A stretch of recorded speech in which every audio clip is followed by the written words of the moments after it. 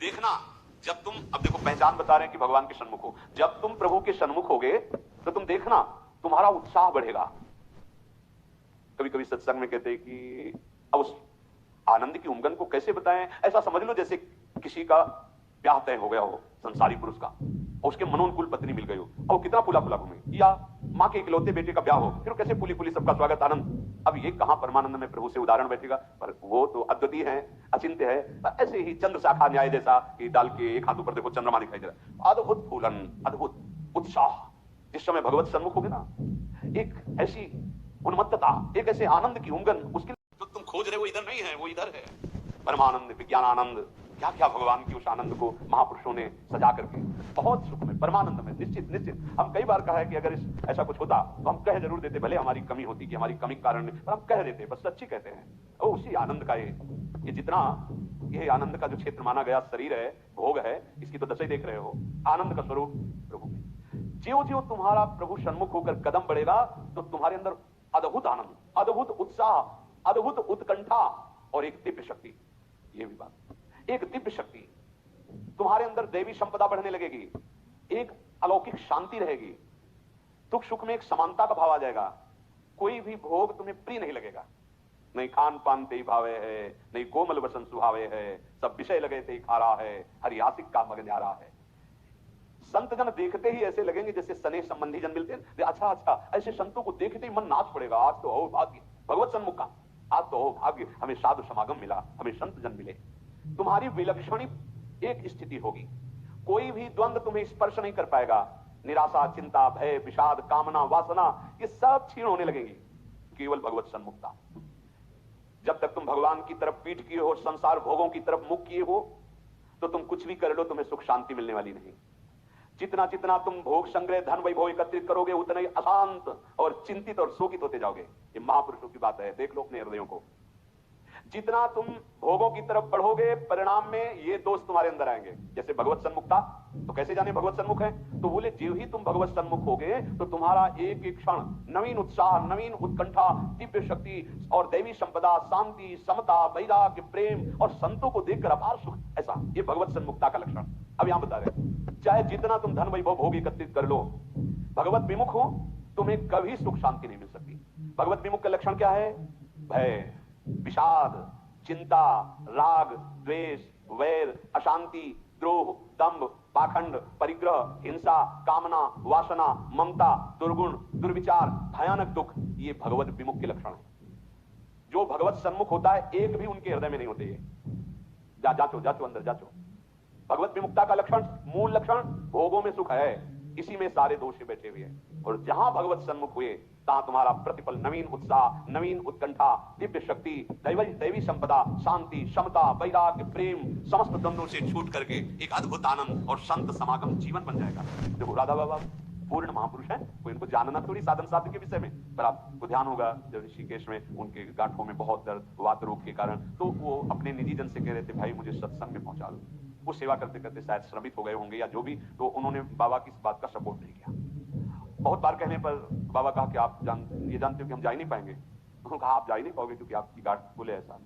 फिर जो बाबा ने अंदर बात की, वो जो लिखा था कि भगवान श्री कृष्ण से प्रार्थना की कि प्रीतम मुझे इतनी सामर्थ्य केवल दे दो कि जहां से सत्संग सुनाई देता वहां तक मैं पहुंच जाऊं, और एक बांस डंडा उठाया और बाबा घसीटते हुए वहां गए। इस बात का बहुत प्रभाव पड़ा हृदय में कि इनको कोई साधन साध्य विषय अब जानकारी की आवश्यकता नहीं, पूर्ण महापुरुष है, संपूर्ण है, उनमें कोई भी। लेकिन ऐसे महापुरुष होते हुए सत्संग की इतनी प्रियता, वो देखो लिखाया, साधु सम एकदम आनंदित हो गए कि आज तो मुझे साधु समागम मिला। ये भगवत सन्मुख का लक्षण, विमुख का नहीं, भगवत सन्मुख का लक्षण। तो हम अपने को जबरदस्ती मुख मोड़ना होगा। अगर हम इसी जन्म में परम कल्याण चाहते हैं, इसी जन्म में सुख चाहते हैं, मुख मोड़ना हो। जबरदस्ती शब्द लिखा है, जबरदस्ती मोड़ना, हटो हटो। जैसे ये ना कि अब जिस तुम कगार पे खड़े हो, भारी दरार पड़ गई है, जबरदस्ती हटो नहीं तो गिरने वाले हो, धारा में तुम बह जाओगे, डूब जाओगे। ऐसे ही तुम्हारी वही दशा है जैसे हरी हरी घास खा रहा है बकरा और बकरी से सहवास कर रहा है और बड़ा सुख का अनुभव कर रहा है, पर वो कसाईवाड़े में बंद है। वो ये नहीं जान रहा कि अब की नंबर हमारा आ रहा है, गड़ासा चलेगा, वो नहीं जान पा रहा है, जान पा रहा है। इसी प्रकार आप खान पान, शौक, मौज मस्ती, परिवार, सांसारिक सुख भोग रहे हैं, पर आपको पता नहीं कि काल के कसाईवाड़े में है। मौत का गड़ासा बिल्कुल तैयार की हुई है, बस समय की देरी है, नंबर आपका ही है। सावधान। इसीलिए कह जबरदस्ती भगवत सन्मुख करो अपने मन को, अपने तन को, अपनी वाणी को, अपनी चेष्टा को। कोई उपाय नहीं है बचने का। आपको दिखाई दे रहा क्या है? तो भयभीत कर रहे हैं, आप देख ही नहीं पा रहे हो। भय तो तांडव मचा रहा है, देख लो। ऐसे जरा सी भूमि हुई, हजारों लोग मकान के नीचे दब के मर गए। ऐसे जल में उफान आई, एक लहर आई, प्रांत का प्रांत नष्ट कर दिया। क्या क्या लीलाएं हो रही प्रकृति की, माया की। हमारा भी तो नंबर आएगा ना कोई तो आएगा, काल का रूप, कहीं ना कहीं कोई रोग, कोई घटना, कोई। और हम मस्त हैं जैसे बकरा हरी हरी घास खा रहा है, ऐसा उसको लग रहा है बड़े सुखी, ये पता नहीं अगला नंबर हमारा है। तुमको बिना सूचना दिए, बिना राय के तुम्हारी मृत्यु तुम्हारा नाश कर देगी। मृत्यु किसी से राय लेती क्या? या वो हमारी प्रार्थना स्वीकार करें, हम अपना काम शुरू करें, यदि आप क्या हो? ऐसा नहीं। अगर ऐसा हो तो कोई तैयार नहीं होगा, कोई नहीं तैयार होगा। बिना आपको सूचना दिए, बिना आपकी राय के वो आपका नाश कर देगी मृत्यु। इसलिए वो सहसा आप पर आक्रमण करेगी, उसके पहले आप सावधान हो जाओ। अब वो कब करेगी कुछ पता नहीं है, इसलिए आपको अभी से इसी सेकंड से सावधानी करनी है। क्या? एक एक वृत्ति को कृष्णाकार कर दो, प्रियालाल के चरणों में लगा दो। बुद्धिमान उपासक सावधान, तुम्हारी जन्म के साथ ही मृत्यु पैदा हो चुकी तुम्हारी। कितने अनुभवी महापुरुष कह रहे हैं सावधान, जब तुम्हारा जन्म हुआ था उसी समय तुम्हारी मृत्यु भी पैदा हो गई है। बस तुम्हारे साथ चल रही मृत्यु अवसर देख रही है, समय देख रही है, जहां पूरा हुआ वो अपना काम कर देगी। इसलिए प्रतिक्षण तू मृत्यु की दृष्टि में है, शिकार बिल्कुल लक्ष्य पे है। मृत्यु का अंतिम स्पर्श तुम्हारा सर्वनाश कर देगा। शरीर, रुपया, पैसा, कामना, घर, मकान, पद, पदवी, सब।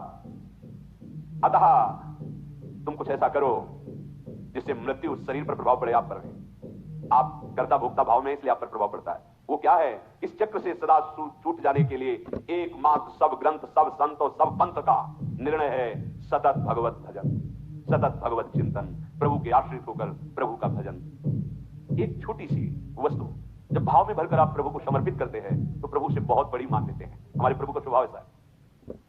पत्रम पुष्पम फलम तोयम ये में भक्ता। देखो नाशवान वस्तु है ना, अगर एक चुल्लू जल भगवत अर्पण कर दिया, भगवान उतने प्रसन्न हो रहे हैं। एक तुलसी दल ले लिया, एक फूल ले लिया, कोई फल ले लिया, और भगवान भाव में भरकर कहते हैं अश्नामी, तो उसे खा लेता हूं। जैसे फूल सूंघने की वस्तु है, पर भगवान कर मैं पा लेता हूं, पत्ता पा लेता हूं, जल पा लेता हूं, फल पा लेता हूं। पत्रम पुष्पम फलम तोयम ये में भक्त्या, भक्ति भाव से जो भक्त अर्पित कर देता है भगवान कहते मैं उसे पा लेता हूं, वो शाश्वत हो गई। दो प्रकार की बैंक है, एक मायाकृत बैंक, एक हरि बैंक। हरि बैंक में वही वस्तु जमा होती है जो त्वदीयम वस्तु गोविंदम तुभ्यमेव समर्पयसे होता। ध्यान रखना।